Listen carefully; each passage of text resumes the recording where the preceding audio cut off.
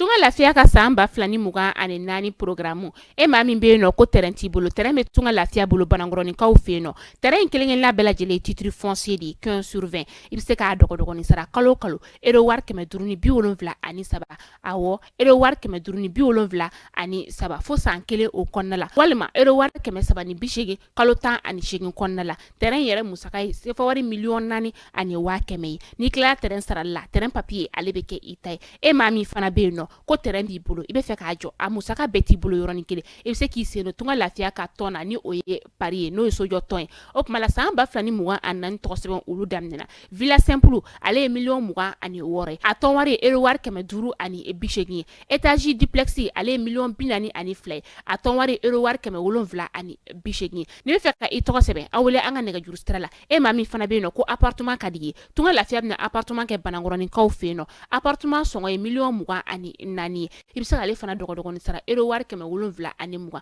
fo san 4 o kɔnɔna la awɔ san 4 tunga lafiya nana tungaranke olu lafiyali kama o kuma la an ka nɛgɛjuru sira a y'o banba 00223 72 18 42 47 walima 00336 41 94 03 80 tunga lafiya ka laɲini ye fɛn min ye maliyɛnden minnu sigilen bɛ jamana kɔ kan u bɛɛ ka se ka so kelen kelen sɔrɔ ba maliba ale kɔnɔna la.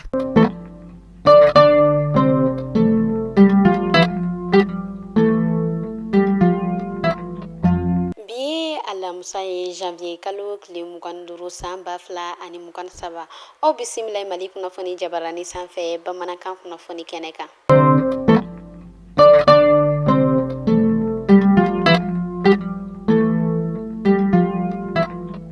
Kunnafoni daminɛna an ma ladɔniya k'a fɔ kan 2023 ni o yɛrɛ kɔni ye dolontan ye dolontan min ni ale yɛrɛ bɛ kɛ farafina jamanaw olu ni ɲɔgɔn cɛ ala ye Côte d'Ivoire ale yɛrɛ kɔni garijɛgɛ o yɛrɛ kɔni do san 2023 o yɛrɛ kɔni kɔnɔna ta la a yirala k'a fɔ ni yɛrɛ kɔni kani min yɛrɛ kɔni an kuma o yɛrɛ kɔni cayala kosɛbɛ yanni kani a ka daminɛ kani o yɛrɛ kɔni daminɛnen fɛnɛ kɔfɛ tuguni fɛn min yɛrɛ kɔni jamana damadɔ ye olu yɛrɛ fɛnɛ kun tilala tuguni ka furuku ko o yɛrɛ kɔni ta ka sin ɲɔgɔn ma fɛn min yɛrɛ kɔni Côte d'Ivoire jamana kɔnɔna ye a yirala k'a fɔ fɛn min ye essence sɔgɔ ye ale ni courant sɔgɔ ko fɛn bɛɛ kɔni dagɛlɛyala kosɛbɛ ka sabu kɛ kani ko in ye kunu arabadon Mali ale yɛrɛ kɔni ni Namibie olu yɛrɛ kɔni ye kari ɲɔgɔnna kɛ kosɛbɛ kari ɲɔgɔnna min yɛrɛ ni o yɛrɛ kɔni kɛla sababu ye k'a to ni jamana fila ninnu si olu yɛrɛ kɔni ma bi o yɛrɛ kɔni sɔrɔ k'o don o hukumu kɔnɔna na a yirala k'a fɔ bi donbaliya in ko o yɛrɛ fɛnɛ kɛla sababu ye k'a to Côte d'Ivoire ale yɛrɛ fɛnɛ qualifié la o tɛmɛnen kɔfɛ kani o yɛrɛ kɔni kɔnɔna na a yirala k'a fɔ jamana 4 ɲɔgɔn kɔ ko olu yɛrɛ kɔni entraîneur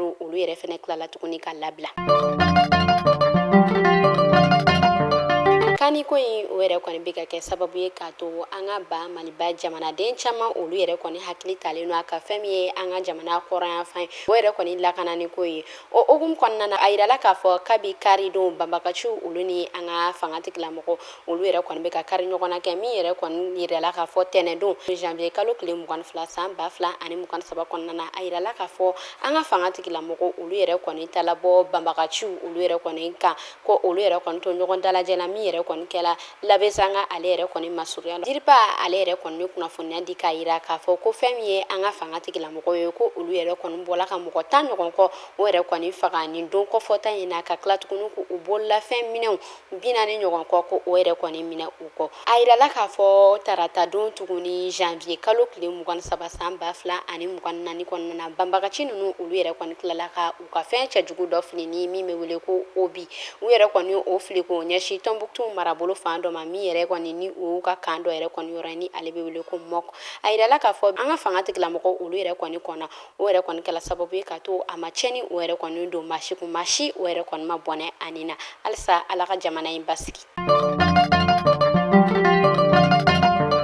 a bɛ wagati damadɔ o yɛrɛ kɔni bɔ an ka ba maliba o kɔnɔna na fɛn min ye kurantigɛtigɛ ye o yɛrɛ kɔni cayalen don kosɛbɛ o hukumu kɔnɔna na minisiri min ni ale yɛrɛ kɔni ka baara bɛnnen don kuran ko o yɛrɛ kɔni kumaw ɲɛnɛbɔli ma ale yɛrɛ kɔni kun wulila ka kuma lasigi kɛ walasa jamanadenw olu hakili bɛ sigi cogoya min na o tɛmɛnen kɔfɛ a yirala k'a fɔ maa damadɔ ɲɔgɔn kɔ olu yɛrɛ kɔni kun sen o yɛrɛ kɔni yela kuran ko in na fɛn min yɛrɛ ye gazuwali ko ye ni tile 2 in yɛrɛ kɔni na kunnafoniyaw olu yɛrɛ kɔni bɔla k'a yira k'a fɔ maa minnu ni olu yɛrɛ kɔni ka gazuwali ni o yɛrɛ kɔni bɛ jigin EDM o yɛrɛ kɔni kɔnɔna na a yirala k'a fɔ ko olu maa kofɔta ninnu na ko maa damadɔ o yɛrɛ kɔni minɛna maa damadɔ minnu na ni an ka maa dɔnnenba kelen bɛ o la ni ale yɛrɛ kɔni bɛ wele ko Mamala a yirala k'a fɔ ko ale yɛrɛ kɔni tɔgɔ yela nin ko ninnu na ani maa 2 ɲɔgɔn kɔ u tilala tuguni k'a yira k'a fɔ ko maa dɔ yɛrɛ kɔni bɛ yen nɔ min yɛrɛ kɔni ni groupe o yɛrɛ kɔni tun bɛ ale bolo ko ale yɛrɛ kɔni tununnen don ko ale yɛrɛ kɔni tɛ ka se ka dɔn nin waati kofɔta in na. ba Maliba ale yɛrɛ kɔni gouvernement yɛrɛ kɔni bɔla ka dɛmɛden kɛ dɛmɛden min ni o yɛrɛ kɔni ɲɛsila maaw ma maa minnu ni olu yɛrɛ kɔni ka maaw olu yɛrɛ kɔni tola kɔrɔnfɛ kɛlɛ la kɛrɛnkɛrɛnnenya la Kidalikaw olu fɛ yen nɔ ani maa minnu segila ka taa u dagayɔrɔw la Kidalikaw olu fɛ yen nɔ a yirala k'a fɔ dɛmɛ caman o yɛrɛ kɔni bɔla an ka gouvernement yɔrɔ ka ɲɛsin ni maa kofɔta minnu ma min yɛrɛ kɔni kɛla kunu arabadon janvier kalo tile 24 san 2023 kɔnɔna na nin kɛla nisɔndiyaba ye ni maa kofɔta ninnu ma olu yɛrɛ kɔni dugawu don kɛ ka ɲɛsin an ka fangatigilamɔgɔw olu ma.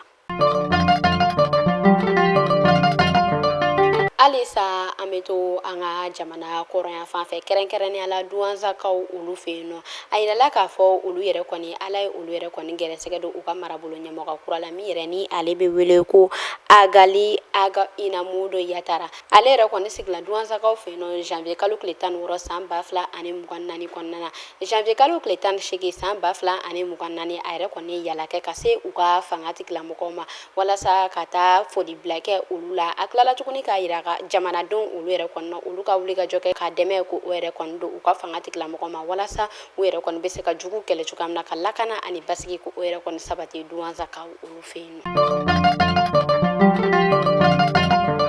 San 2023 tɛmɛnen avril kalo la a yirala k'a fɔ den 30 ɲɔgɔn kɔ ni olu yɛrɛ kɔni somɔɔ ni olu yɛrɛ kɔni kun minɛnen banbagaciw olu yɛrɛ kɔni fɛ a yirala k'a fɔ olu yɛrɛ kɔni bɛ ka welewele ko o bila k'u ka dusumakasi ani u ka jɔrɔ ko o yɛrɛ kɔni yira ka kunnafoniya ko o lase fangatigilamɔgɔ ma walasa fɛn min ye nin maa kofɔta ninnu olu somɔgɔw ye olu bɛ se ka labila cogoya min na Guruma Arawusikaw olu fɛ yen nɔ. An bɛ taa Menanka dugudenw olu yɛrɛ kɔni fari o fagalen don kosɛbɛ olu kɔni bɛ ka wele ko o yɛrɛ kɔni bila an ka fangatigilamɔgɔ ma ka sabu kɛ ko n'i y'a mɛn ko bɔrɔ o yɛrɛ kɔni jɔlen don ko fɛn dɔ de b'a kɔnɔ olu y'a yira k'a fɔ ko fɛn min yɛrɛ tɔgɔ ye ko balo ani malo o yɛrɛ kɔni sɔngɔ gɛlɛyalen don olu fɛ yen nɔ kosɛbɛ ko malo kilo 25 min ni olu yɛrɛ kɔni kun b'o sɔrɔ 2300 la ko sisan nɔ ko olu yɛrɛ kɔni sɔngɔ yɛrɛ kɔni taara o yɛrɛ sɔrɔ fɔ 4200 ɲɔgɔn kɔ la k'u yɛrɛ kɔni bɛ ka wele ko o yɛrɛ kɔni bila fangatigilamɔgɔ ma ka sabu kɛ banbagaciw ni olu yɛrɛ kɔni kɛlen don ka dugu dakun minnu ko olu yɛrɛ kɔni minɛ ko o bɛ ka kɛ sababu ye k'a to baloko o gɛlɛyalen ni olu fɛ yen kosɛbɛ. An bɛ taa Kankabakaw olu fɛ yen nɔ kɛrɛnkɛrɛnnenya la Kɔbadani a yirala k'a fɔ olu ka marabolo kɔnɔna na u ka sanubɔyɔrɔ min bɛ yen nɔ ni ale bɛ wele ko Kɔbadani ko maa 60 ɲɔgɔn kɔ ko olu yɛrɛ kɔni bɔnɛna u ni na ka dɔw yɛrɛ ko olu yɛrɛ kɔni jogin ni sanubɔyɔrɔ in yɛrɛ kɔni na maa kɛrɛnkɛrɛnnen olu yɛrɛ kɔni sugantila minnu yɛrɛ ni olu yɛrɛ bɛ se ka taa u ɲɛda ni yɔrɔ kɔfɔta in o yɛrɛ kɔni kan kunu arabadon janvier kalo tile 24 san 2023 kɔnɔna na. Kunnafoni kuncɛ la an bɛ taa kɔkan kibaru la kɛrɛnkɛrɛnnenya la Niger a yirala k'a fɔ Niger marabolo kɔnɔna na u ka yɔrɔ min ni ale bɛ wele ko Asamaka a yirala k'a fɔ an ka ba Maliba mɔgɔ caman bɛ yen nɔ gɛlɛya ni o ye minnu bɔ ba Maliba kɔnɔna na ka taa baara o yɛrɛ kɔni ɲini kɔ kan na ko olu yɛrɛ kɔni caman dɛsɛlen don Niger o yɛrɛ kɔni marabolo kɔnɔna na ko olu yɛrɛ kɔni bɛ ka wele ko o yɛrɛ kɔni bila fangatigilamɔgɔ ma ni maa kofɔta ninnu olu y'a yira k'a fɔ ko o yɛrɛ kɔni bɛ gɛlɛya o yɛrɛ kɔni kɔnɔna na yɔrɔ in na kosɛbɛ ka sabu kɛ fɛn min yɛrɛ tɔgɔ ye ko balo ko o yɛrɛ kɔni tɛ yen nɔ lakana o yɛrɛ kɔni sabalen tɛ olu ka nin yɔrɔ kofɔta in na ko fɛn min yɛrɛ kɔni tɔgɔ ye ko kɛnɛya ko o yɛrɛ kɔni fɛnɛ sabatilen tɛ ko ka sabu kɛ ko yɔrɔ in na ko fɛn foyi o yɛrɛ kɔni tɛ yen nɔ ko maa olu yɛrɛ kɔni bɛ ka balo nɔgɔ o yɛrɛ kɔni cɛ la ko o yɛrɛ kɔni bɛ ka kɛ sababu ye k'a to maa kofɔta caman ko olu yɛrɛ kɔni bɛ ka bana ko banaw olu yɛrɛ kɔni kɔnɔna na ni u ye wele k'u yɛrɛ bila dɔkitɛri minnu ni u yɛrɛ kɔni ka surun la nin yɔrɔ kofɔta in na ko olu yɛrɛ kɔni dalakan yɛrɛ kɔni bilalen don min ma ko fura foyi ko o to olu bolo walasa ka nin maa kofɔta ninnu furakɛ u yɛrɛ kɔni bɛ ka wele bila an ka fangatigilamɔgɔ ma walasa dɛbɛ bɛ se ka d'u ma cogoya min na u bɛ se ka segin ka na an ka ba Maliba kɔnɔna na.